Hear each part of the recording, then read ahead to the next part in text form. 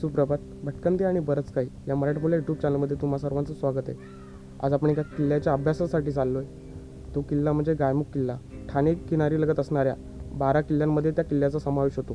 तर चला आपण त्या किल्ल्याच्या अभ्यासासाठी जाऊया आणि त्या किल्ल्यावरती मी पोहोचल्यावरती तिथून व्हिडिओ शूट करतो.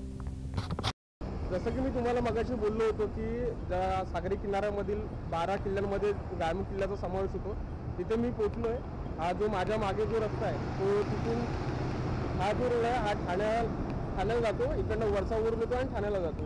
तर मी घरून येतो तो माझ्यासोबत अजून एक व्यक्ती आला, ज्याच्यामुळे आमचे नेहमी प्लॅन फसतात. तो तुम्ही बघितलं होतं, हा नितेश. हा माझ्यासोबत कामनदुर्ग हा किल्ल्यावरती होता आणि तो अनफॉर्च्युनेटली माझ्या चॅनलमधून व्हिडिओ डिलीट झाला आहे. तो येत नाही. आपण परत पुन्हा एकदा कधीतरी त्या किल्ल्यावर जाऊ आणि त्या किल्ल्याचं मी परत शूट करेन.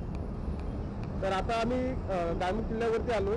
त्या किल्ल्याची काय अवस्था आहे तुम्हाला मी दाखवतो.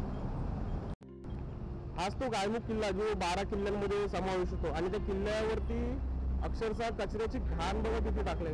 गडावरती स्टिकर तर लावलेत की सिगारेट, दारू, तंबाखू कोणतेही मद्यपान किंवा व्यसन करू नये. आणि गडावरती बघा काय पाठीमागे भरणी चालू आहे. ही जी माझ्या मागे आहे ही गायमुख चौपाटी आहे आणि त्याच्या जस्ट बाजूला हा किल्ला आहे. हा माझ्या मागे दिसतोय ना, हा गायमुख किल्ला आहे. गायमुख किल्ल्याची अवस्था बघा आता काय आहे. ठाण्यातील ही एक अशी वास्तू आहे जी की येत्या 2 ते 3 वर्षात नामशेष होण्याच्या मार्गावर आहे. म्हणजे येणाऱ्या पुढच्या काळामध्ये कदाचित हा किल्ला दिसणार सुद्धा नाही. ठाण्यातील किल्ले बघण्यासाठी ठाण्यातील इतिहास, ठाण्यातील सागरी व्यापारी मार्ग जाणून घेणे खूप गरजेचे आहे.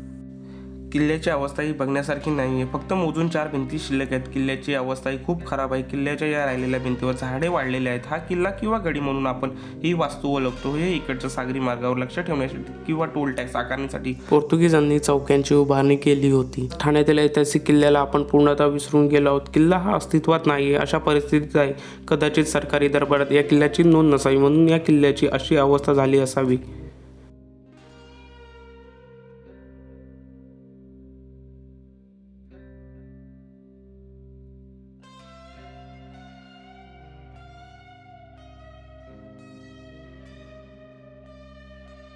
आपल्या समोरची खाडी आहे ती आहे उल्हास नदीची खाडी, जी लोणावळ्याला उगम पावते आणि ही खाडी पूर्ण पट्टा म्हणजेच कल्याणपासून ते वसईपर्यंत जाते. मराठ्यांचा आरमार दुर्गाडी किल्ल्यावरून पहिल्यांदा अरबी समुद्राकडे झेपावलं असेल त्यावेळेला याच खाडीतून मराठ्यांचा आरमार गेला असावं आणि कदाचित ते वास्तव्य बघण्यासाठी हा किल्ला एकमेव किल्ला साक्षीदार असावा आणि या किल्ल्याची आज ही अवस्था आहे.